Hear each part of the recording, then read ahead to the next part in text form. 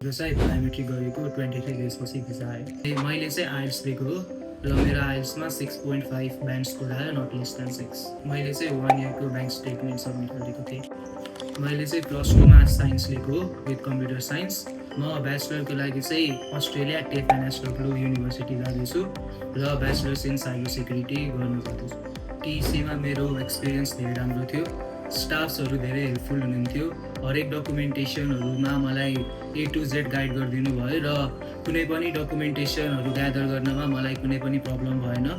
IELTS क्लासदेखि visa processing र हरेक कुरामा सबै कुरामा म्यामहरूले सरहरूले मलाई धेरै हेल्प गर्नुभयो र मलाई एन्डसम्म भिजा आउनु जालसम्म नै सपोर्ट गरिराख्नु भयो।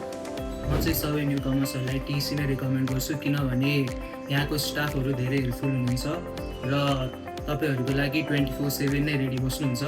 फर्स्टदेखि लास्टसम्म हरेक गाइडेन्स प्रोभाइड गर्नेदेखि सबै प्रोसेसिङमा A to Z हेल्प गरिदिनलाई सधैँ पनि अगाडि बसिरहनुहुन्छ।